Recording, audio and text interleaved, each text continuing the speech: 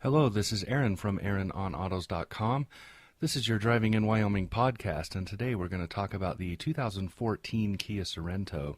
Most people don't normally associate Kia with luxury or comfort, but the Korean automaker has kind of come a long ways towards Americanizing its vehicles, and these are becoming very popular here in Wyoming and all over the U.S. actually. The Sorento might be the pinnacle of that. The 2014 Sorento is way more luxurious than you would expect for a crossover that's under $40,000 in its best trim. The base price starts at around $36,800. We tested it at $38,850, and that is specifically for the 2014 Sorento SX all-wheel drive. The midsize crossover has lower trim levels that will drop that base price down under $30,000. It's powered by a 3.3-liter DOHC GDI CVVT V6. That sounds like a lot of stuff. What it means is it's a dual overhead cam, gasoline direct injected, with variable valve timing. That goes through a 6-speed automatic transmission. It gives more than enough power for this fairly large mid-sized crossover. The 2014 model year sees a big overhaul beyond that engine and transmission. Styling has been updated, it has a more contemporary and still sporty look, and the interior is almost completely redone, which is really what this car needed, because the older models were really kind of lacking in their interior. They were a little bit too cheap looking, I guess is the best way to put it. This new V6 is new to the line, but very well proven. It's been used in other Kia and Hyundai vehicles before. It goes over the top of the base level 2.4-liter four-cylinder. Given the price difference, you're probably better off upgrading to the 6 because the four-cylinder is just horribly underpowered for this car. The car's just a little too large for a four-cylinder engine to really do its job. Where the old ones used to be kind of clunky, they were a little bit weak, and they had a lot of style, but they didn't have a whole lot of usefulness. This one kind of remedies a lot of that. The 2014 model year brings a refined and more capable and a lot more poshness to the Sorento in the market. This top-fitted version that we tested is capable of competing with some crossovers that might even be in the next level up in the entry-level luxury. What really sells this on the interior is the panoramic roof and the great use of slightly more luxurious looking plastic. The dashboard, all the controls, everything else just seem a little more solid than they used to.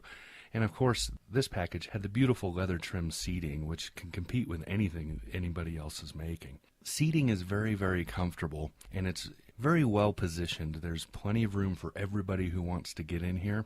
It's very well laid out. There's a third row, which is really only suitable for kids in car seats, but and when it's up, there's really no cargo space left. But that third row is an option, and it's something that some people like to have as an option for the extra versatility it gives. The driving dynamics for this crossover are very nimble. It's not excessively so, but it is it feels very good. It's good for the mid-size class, and most of the time in this segment, cars tend towards stability rather than towards the cornering and feel. And the Sorento with the V6 has really good acceleration. In fact, probably the best in the segment at 7.5 seconds for 0 to 60. And it has great handling to go with that. One of the coolest things that Kia did here, which is endemic to a lot of Kia vehicles, is they used the electric assist steering system to allow you to program it. So you can push a button on the steering wheel and choose between normal, sport, and comfort steering modes, which really changes the driving dynamics and makes it much more enjoyable. It allows you to have it in sport mode, so it's a little more fun around town, and then you can put it in highway mode so you can just float down the freeway. That's a very great option, and it's something I bet you we'll start seeing in other vehicles soon. Off-road, the 2014 Sorento SX all-wheel drive is very sure-footed, and it's good for the light off-road that you would expect to do. It handles well on dirt roads, it handles well on the not-so-beaten-pathed roads. It's not going to climb rocks, it's not going to mud bog, it's not going to do any of that, but it will get you to the lake, it will get you to the park, it will get you to that picnic spot. It does very well. We took it a lot of places here. We took it out to Gowdy, we took it up onto the Pine Bluff, we took it over to Hawks Creek. It's a great little goer. This Sorento, of course, is competing with the Hyundai Santa Fe, which is very similar. It's also competing with the Dodge Journey and the Ford Edge, and in a way, it also competes with the Honda CR-V and the Toyota Highlander. With seating for 7 and its slightly larger size than some of those others, it's a little bit better choice. It gets very good fuel mileage considering. So it's a very, very good vehicle, and of course with Kia you get 10 years, 100,000 mile warranty, and that's a great selling point.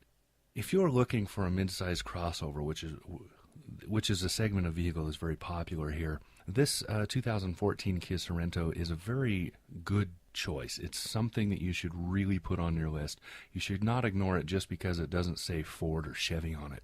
Kia has brought a very competitive, very well-built, and very considerate crossover to the sales floor, and this should be on your list. It may not be the best, but it is good at most everything, and it will probably meet a price point that is better than most of the competition. For the Driving in Wyoming podcast, this is Aaron from AaronOnAutos.com. Talk to you again soon.